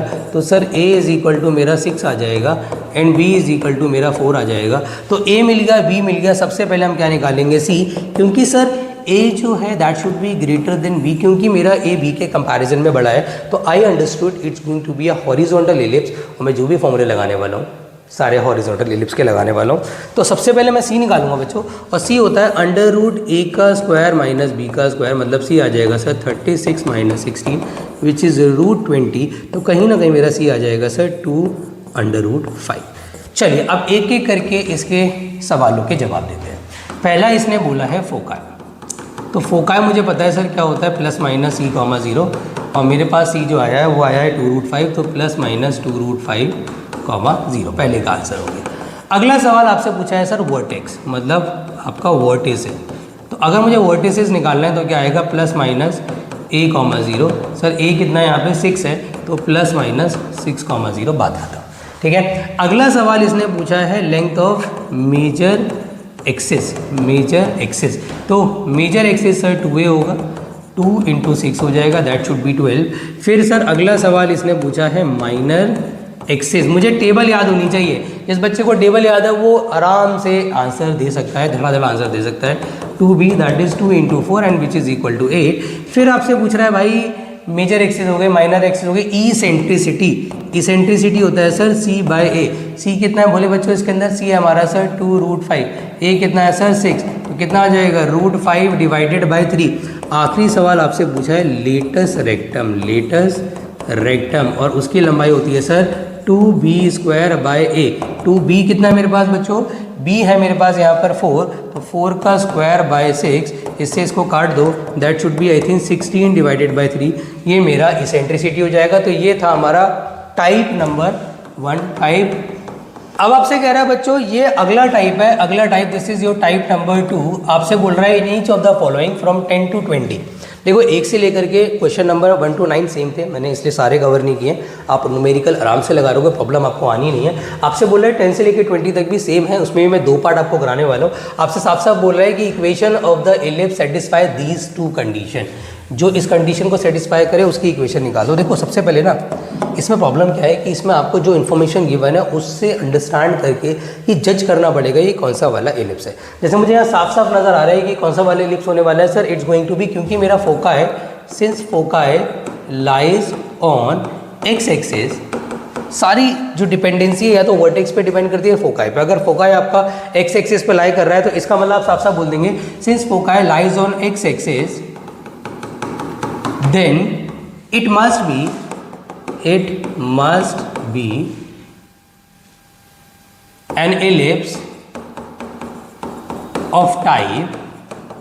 देखो ध्यान रखना हॉरिजॉन्टल वर्टिकल हमने खुद नाम दिया है, आपने वहाँ लिखने की ज़रूरत नहीं है। आप सीधा इक्वेशन से डिनोट करेंगे कि सर ये वाला इलिप्स होगा जिसके अंदर a b के कंपैरिजन में बड़ा है। तो आप कभी हॉरिजॉन्टल इलिप्स या वर्टिकल इलिप्स नाम नहीं दे सकते, देना अलाउड नहीं है। अब आप क्या करेंगे मेरे बोले बच्चों, आप लिखेंगे इन विच, जिसके अंदर सर जो हमारा फोकाई है, foci must be plus minus c, 0 होता है, तो उसके हिसाब से c की वैल्यू मेरी 4 आ जाएगी। और वर्टेक्स जो होता है वो प्लस माइनस a, 0 होता है, जिससे हमारी a की वैल्यू आ जाएगी सर 5। तो if we have c, we can easily find c। Sir c का फॉर्मूला होता है √a² - b²। c दे रखा है 4, a का पता नहीं है सर, और b सॉरी a हमें पता है, इनफैक्ट a हमारा कितना है sir, that should B 25 - b²। भैया स्क्वायरिंग बोथ साइड कर दो, यहाँ आ जाएगा 16, 25 - b², b² is equal to 25 - 16, b² is equal to 9, b is equal to √9, b is equal to 3। Sir एक बार हमें a मिल गया, b मिल गया, हमारा मसला हल। अब हमें कोई टेंशन लेने की ज़रूरत नहीं है, क्योंकि a और b मिलते ही हम आराम से इक्वेशन क्रिएट कर सकते हैं। तो we know the equation of ellipse is going to be x² / a² plus y² / b² is equal to 1। Sir x² कितना है मेरे पास, x² तो ऑब्वियसली अननोन रहता है, और a मैंने कितना निकाला हुआ है सर, a मुझे गिवन है, a मुझे कितना गिवन है 5, तो 25 plus y² divided by 9 is equal to 1। और चाहो तो एलसीएम ले लो, चाहो तो यहीं छोड़ दो, ये आपका फाइनल आंसर हो जाएगा। This is your type number 2, जिसपे बेस्ड मैं एक न्यूमेरिकल और ले लेता हूँ, फिर हम सीधा टाइप नंबर 3 पे आगे। जैसे कि अगेन आपके पास एक सिचुएशन है, आपको सिर्फ जो भी डाटा अवेलेबल है उससे खुद अंडरस्टैंड करना है कि कौन सा वाला एलिप्स हो सकता है। सर इस बार जो फोकाई लाई कर रहे हैं ना, that is on Y axis. मैंने क्या बोला, सारी डिपेंडेंसी किस पे है, फोकाई के ऊपर। तो आप सिंपल सी स्टेटमेंट डालना है कि since foci lies on Y axis then it must be an ellipse of type, sir मैं लिख दूंगा सीधा, of type x² / a² y² / b² is equal to 1 where a is less than b। a क्या है, b के comparison में less है, 100% less है सर। अब यहाँ पर सर इन विच सर उस केस में जो फोकाई होता है ना, वो होता है 0 प्लस माइनस सी। और अगर मैं इसको कंपेयर करूँ तो सी की वैल्यू सर मुझे 6 मिल गई। और सर जो मेरी माइनर एक्सिस होती है वो उस केस में देखो ध्यान रखना बेटा, मेजर एक्सिस अगर वर्टिकल एलिप्स की बात करें तो होता है हमारा 2b, माइनर एक्सिस हमारा होता है 2a। और माइनर एक्सिस हमें कितना दे रखा है, that is 16 is equal to 2a। तो a is equal to 16 divided by 2, तो a इज इक्वल टू 8 मिल गया। तो once we get a and we get c, मुझे पता है सर इसमें c स्क्वायर का फॉर्मूला होगा b square minus a square, उल्टा होगा ना क्योंकि वर्टिकल है यार। और c मुझे दे रखा है 6 का 36 हो जाएगा। सर b मुझे निकालना है, a स्क्वायर मुझे 8 दे रखा है तो a का आ जाएगा सर दैट शुड बी 64। तो हमारा b स्क्वायर आ जाएगा 36 plus 64, b square is equal to 100 आ जाएगा, b इज इक्वल टू 10 आ जाएगा। सर इक्वेशन बनानी है, इक्वेशन होगी x square by a square, a कितना है sir 64, y square by b square that should be 100। Sir final answer हो जाएगा a और b डायरेक्टली मिलके हमें इक्वेशन मिल जाती है। बच्चों ये आखिरी टाइप है, this is going to be the type number 3, साफ साफ हमें दिख रहा है टाइप नंबर 3 के अंदर। और इस क्वेश्चन में ना हमें ना ए दे रखा होता है, ना बी दे रखा होता है, ना सी दे रखा होता है, but we have to do, हमें एक सिंपल सी ट्रिक लगानी होती है। और वो ट्रिक क्या होती है हमारी बच्चों कि हमें ना एक इलिप्स बोल रखा है उसने, और उसने हिंट दे रखा है कि वो एक्स एक्सिस के अलाउ है। तो अगर वो एक्स एक्सिस के अलाउ है तो एक चीज़ कन्फर्म है कि वो हॉरिजॉन्टल है। और उस हॉरिजॉन्टल इलिप्स के ऊपर मुझे 2 पॉइंट दे रखे हैं, 1.43 दे रखा है, 1.62 दे रखा है, ना ए का पता ना बी का पता। तो ये क्वेश्चंस बहुत इजी होते हैं। हम क्या करेंगे sir, we can apply the easy trick. हम सीधा लिखेंगे इक्वेशन ऑफ एलिप्स, और इक्वेशन ऑफ एलिप्स का फॉर्मूला लगाएंगे x square by a square Y square by b square is equal to 1 where a is greater than b, वो हमें already पता है। अब मैं क्या स्टेटमेंट डालूंगा, मुझे पता है कि दोनों पॉइंट इसके ऊपर आ रहे हैं। तो सिंस क्योंकि sir 4,3 and 6,2 lies on the ellipse, then sir क्या कंडीशन होगी, देन सर कंडीशन क्या होगी, condition is very very very simple कि मैं इन दोनों पॉइंट को इसके अंदर रख सकता हूँ। तो यहाँ पे 16 अपॉन ए स्क्वायर हो जाएगा plus 9 upon b square is equal to 1। और सर ये भी मैं यहाँ पे पुट कर सकता हूँ, मैं किसकी बात कर रहा हूँ, मैं 6,2 की बात कर रहा हूँ। तो यहाँ जाएगा 36 by A square plus 4 by B square is equal to 1। Sir हम इन दोनों इक्वेशन को एलिमिनेट कर सकते हैं। मैं काम करता हूँ, इसको मल्टीप्लाई कर लेता हूँ 4 से, इसको मल्टीप्लाई कर लेता हूँ 9 से। तो इफ़ आई मल्टीप्लाई, ध्यान समझना बच्चों, calculation is going to be very very important role.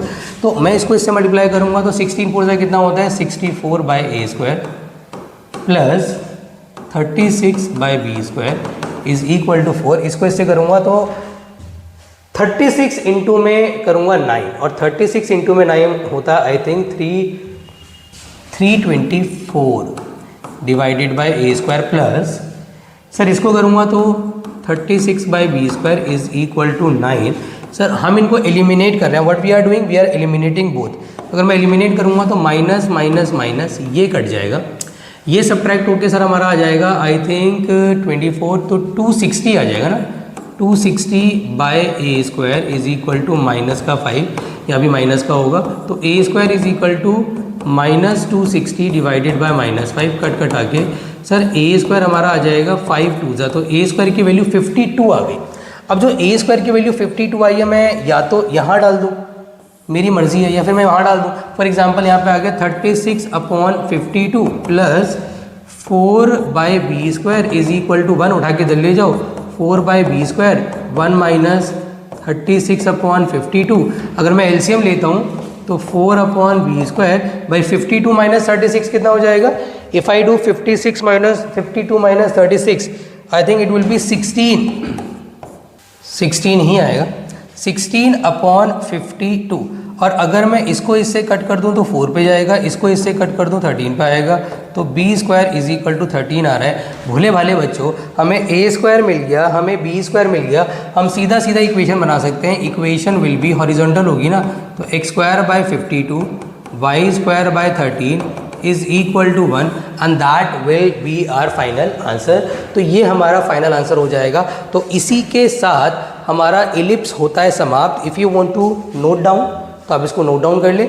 अब मैं बात करने वाला हूँ सीधा हाइपरबोला के बारे में।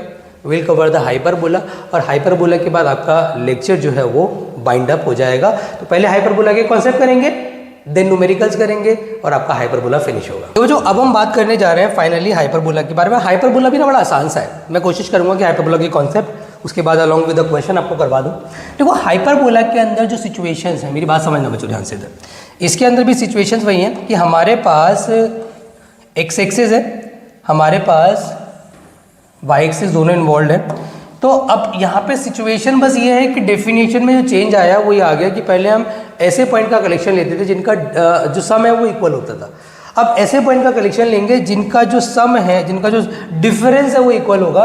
मतलब एक पॉइंट ये मैंने फिक्स किया, एक पॉइंट ये मैंने फिक्स किया, तो अगर मैं यहाँ पे एक पॉइंट लेता हूँ तो ये ऐसा पॉइंट होगा कि इसका difference with this, for example मैं इसको P मानूँ, इसको F1 मानूँ, इसको F2 मानूँ, तो बेटा जो बड़ा वाला डिस्टेंस है PF2 माइनस PF1 ऐसे करके आपका क्या आ जाएगा, फिर again QF2 minus QF1, the difference between two terms is always same. और ऐसे सारे पॉइंट्स का कलेक्शन करके एक हाइपरबोला तैयार हो जाएगा। तो अब मैं आपको सिर्फ इतना बताने जा रहा हूँ, सब कुछ सेम है, फोकाई सेम है, वर्टेक्स भी सेम है, उसका नाम भी वही है भाई, आपका लेटस रेक्टम भी वही है, बट जो मेजर एक्सिस हुआ करती थी अब उसका नाम चेंज हो गया, उसे हम बोलेंगे ट्रांसवर्स एक्सिस। बस इतना चेंज आया और कोई चेंज नहीं आया। और जो माइनर एक्सिस हुआ करती थी उसको हम बोलेंगे कॉन्जुगेट एक्सिस, कॉन्जुगेट एक्सिस। बस इतना ही ध्यान रखो, क्या major axis will be the transverse और कॉन्जुगेट, बाकी latus rectum, vertex, foci, everything is going to be same as ellipse. और इसकी जो टेबल है, अगर मैं टेबल की बात करूं तो टेबल के अंदर अगर हम समझेंगे, अगर मैं टेबल की बात करूं तो टेबल में देखो भाई equation sir x square by a square minus y square by b square is equal to 1। एक बहुत बड़ा चेंज आ गया कि एलिप्स में जो इक्वेशन थी उसके बीच में प्लस था हमेशा, और वहाँ पे ए बी का कंपैरिजन होता था। यहाँ पे ए बी का कोई कंपैरिजन नहीं है, यहाँ पर हमेशा एक्स की टर्म जो है वो अगर पॉजिटिव है, देखो एक्स स्क्वायर के अपॉन में ए स्क्वायर फिक्स्ड है और वाई स्क्वायर के अपॉन में बी स्क्वायर फिक्स्ड है। तो ये बात आप ध्यान रखना कि अगर हमारे पास बाई चांस एक्स पॉजिटिव है तो that must be a horizontal hyperbola, तो वो हॉरिजॉन्टल हाइपरबोला होगा। और अगर मैं बात करूं x square sorry y square upon b square minus x square upon a square is equal to 1, अगर ऐसी सिचुएशन क्रिएट होती है तो उस केस के अंदर that should be the vertical, मतलब y अगर पॉजिटिव तो वर्टिकल और x अगर पॉजिटिव तो हॉरिजॉन्टल। x के अपॉन में हमेशा a होगा, y के अपॉन में हमेशा b होगा, बाकी सारी चीज़ें सेम हैं। इसके अंदर भी अगर मैं बात करूं बेटा किसकी, सेंटर की बात करूं तो दोनों में ओरिजिन है, ध्यान रखना। फिर अगर मैं फोकाई की बात करूं तो यहाँ पे प्लस माइनस सी कॉमा 0, यहाँ पे 0 कॉमा प्लस माइनस सी है। अगर मैं सी की वैल्यू की बात करूं वो चेंज हो गई है, मतलब जो एलिप्स में सी की वैल्यू हुआ करती थी दैट हैज़ बीन चेंज्ड। यहाँ पर एलिप्स में सॉरी हाइपरबोला में सी की वैल्यू होती है a square plus B square, चाहे हॉरिजॉन्टल हो चाहे वर्टिकल हो, we will have the same value, under root A square plus B square दोनों में ही होती है। फिर उसके बाद आता है वर्टिसेस, वर्टिसेस भाई सेम है कि यहाँ पे प्लस माइनस ए कॉमा 0 होता है और इस केस में 0 कॉमा प्लस माइनस बी है, बिल्कुल same as it is. In fact उसके बाद ये फर्स्ट चीज़ हो गई, सेकेंड हो गई, थर्ड हो गई, फोर्थ हो गई, और क्या पूछेगा सर, हाँ लेंथ ऑफ, इसमें पूछेगा ट्रांसवर्स एक्सिस, ये 2a है और यहाँ पे ऑब्वियसली 2b है। कॉन्जुगेट की अगर मैं बात करूँ कि कॉन्जुगेट एक्सिस की अगर उसने लंबाई पूछी तो यहाँ पर 2b आएगा, यहाँ पर 2a आएगा, बिल्कुल सेम, कोई चेंजेस नहीं है। इनफैक्ट अगर मैं बात करूँ बेटा यहाँ पर इसेंट्रिसिटी की, इसेंट्रिसिटी सर वही है c/a और इस केस में c/b, there is no change.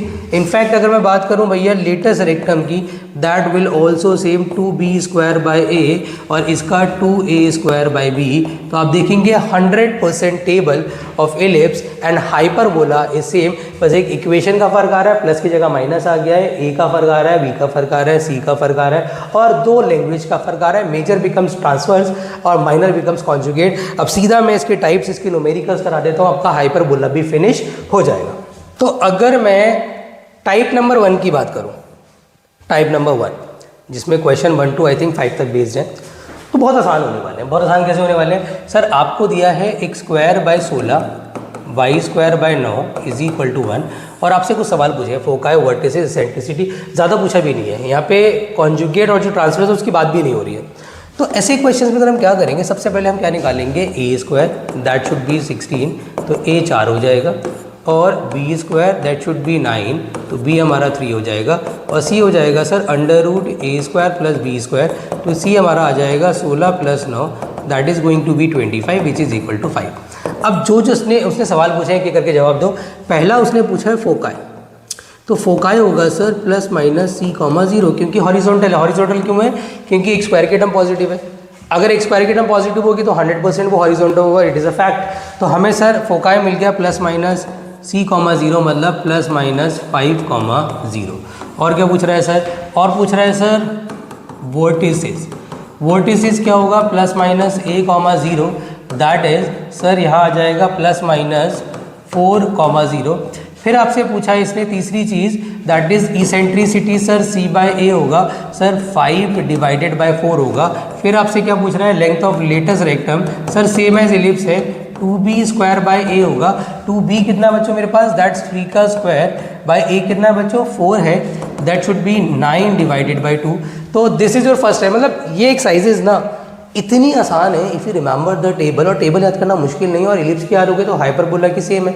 तो टेबल एक बार याद हो जाए ना, अब कोई भी न्यूमेरिकल आराम से कर सकते हैं। अब आते हैं बेटा टाइप नंबर 2 पर। टाइप नंबर 2 के हम ट्राइंग की 3 सबसे इंपॉर्टेंट क्वेश्चन जो आपकी एक्सरसाइज में अवेलेबल है मैं उन्हें कवर कर लूँ। जिसमें से एक क्वेश्चन है कि हमारे पास फोकाई अवेलेबल है और length of the conjugate axis हमारे पास अवेलेबल है।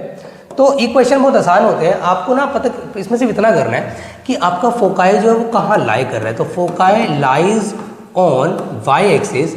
अगर फोकाई हमारा वाई एक्सिस पे लाई कर रहा है देन ये कौन सा हाइपरबोला हो गया? Y square upon b square minus x square upon a square is equal to 1। Sir जिसके अंदर जो फोकाई होता है बेसिकली वो होता है 0 कॉमा प्लस माइनस सी, तो c इज इक्वल टू 13 आ जाएगा, कोई प्रॉब्लम ही नहीं है सर।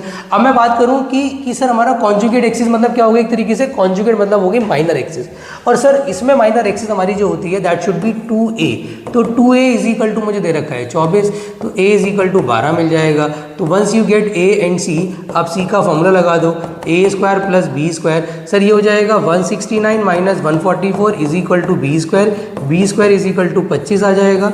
सर जब a मिल गया b मिल गया, आपने सिर्फ इक्वेशन में वैल्यू डालनी है, आपका आंसर आ जाएगा।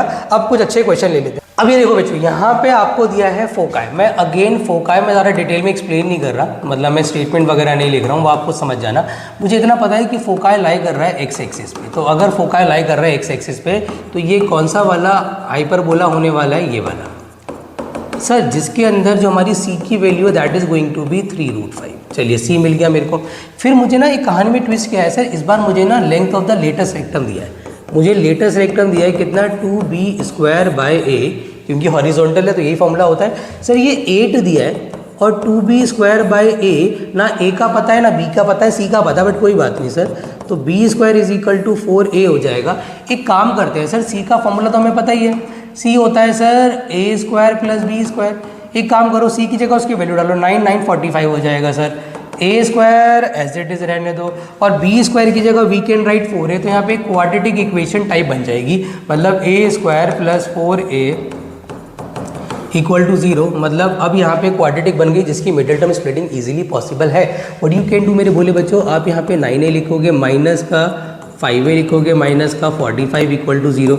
a कॉमन लिया तो a प्लस 9, माइनस 5 कॉमन लिया तो a प्लस 9।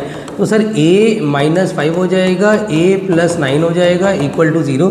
a की वैल्यू एक 5 आएगी और एक माइनस का 9 आएगी। माइनस के 9 को रिजेक्ट मान लो, a इज इक्वल टू 5 आप ले लो। और अगर a की वैल्यू 5 आ रही है तो b स्क्वायर की वैल्यू सर 20 आ जाएगी। तो we have a, we have b। Now हमें कोई परेशानी थोड़ी ना है सर।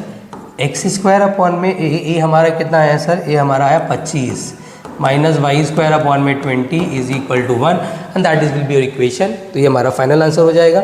2 इंपॉर्टेंट क्वेश्चंस कराने हैं, आपका लेक्चर फिनिश हो जाएगा। 2 क्वेश्चन और देख लो बेटा, बहुत बढ़िया लेक्चर आपके लिए बन गया है, एलिप्स एंड हाइपरबोला। देखो ये क्वेश्चन ना बड़ा प्यारा है यार, इसमें ना आपको वर्टेक्स दिए हैं, मैं आपको सीधा इसमें न्यूमेरिकल बस एक्सप्लेन कर दूंगा, और 4/3 दिए। देखो यहाँ पे मुझे पता है कि सर वर्टेक्स जो है ना वो एक्स एक्सिस पे लाई कर रहा है, तो एक्स एक्सिस के हिसाब से sir x square by A square minus y square by B square is equal to 1 confirmed है।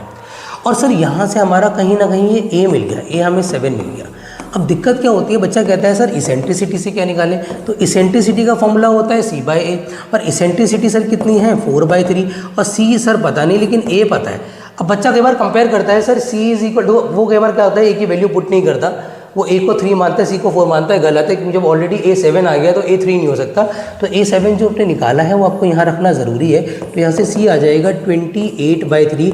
बस यही खेल था, जब c मिल गया, a मिल गया, अप्लाई द फॉर्मूला, b मिल जाएगा, आराम से हो जाएगा last. The last question of this lecture, आज का ये आखिरी सवाल है। हमें वर्टेक्स, हमें जो फोकाई दिया है वो 100% सर y एक्सिस पे आ रहा है।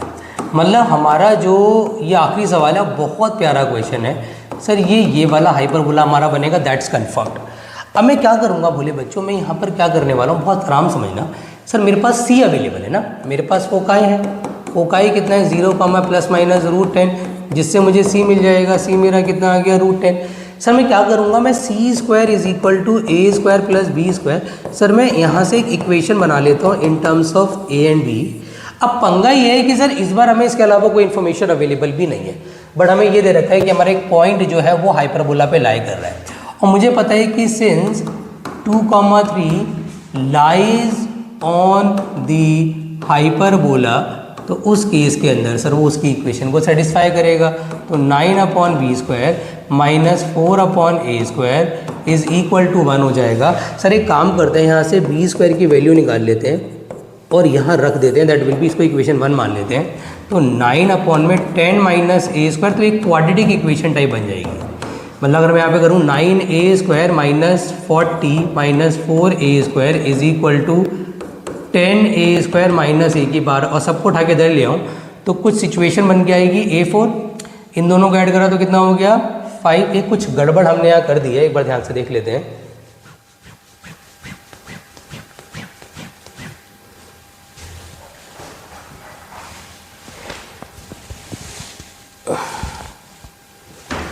यहाँ पर पॉजिटिव आएगा, सही बात है।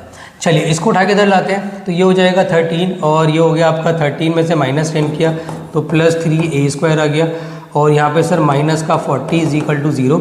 सर स्प्लिटिंग करेंगे, स्प्लिटिंग हो जाएगा हमारा यहाँ पे 8a² - 5a² - 40 = 0। तो एक a² कॉमन लेके a² + 8 बनेगा, -5 कॉमन लेके a² + 8 बनेगा, तो a² - 5 a² + 8 = 0। तो कहीं ना कहीं सर मेरी यहाँ से सीधा a² की वैल्यू 5 आ गई, तो b² की वैल्यू भी 5 आ जाएगी। कहाँ से निकाल दी सर, जब a और b मिल गया, हाँ आप इक्वेशन बना दोगे, आपकी इक्वेशन आ जाएगी। क्या हॉरिजॉन्टल था वर्टिकल था? वर्टिकल था सर। y² / 5 - x² / 5 = 1। तो ये था बच्चों आपका कोनिक सेक्शन की अगली 2 एक्सरसाइजेस। मिसलिनियस का लेक्चर अलग से शेयर कर दूंगा। कोनिक सेक्शन हमारा खत्म हो गया है, एक 1 शॉट लेक्चर डाल दूंगा बेटा स्टैट्स का। I am giving my 100%, you should also give your 100% for giving test as well as your annual exam. बेटा 11th is the base, 11th अपना पक्का करो, 12वीं हमारी ऑटोमेटिकली अच्छी हो जाएगी। एट द एंड अगर वीडियो पसंद आई है और मेरे एफर्ट्स अगर आपको पसंद आए बेटा, तो वीडियो को लाइक कर देना। अभी तक चैनल को सब्सक्राइब नहीं किया तो कर देना, क्योंकि हम लोग ऐसे लेक्चर्स 11th क्लास के लगातार एनुअल एग्जाम तक बनाते रहेंगे। तो मिलते हैं बेटा सीधा अगले लेक्चर में, तब तक अपना ख्याल रखें, खूब मन लगा के पढ़ाई करें एंड डिस्ट्रैक्ट ना हो। Bye bye.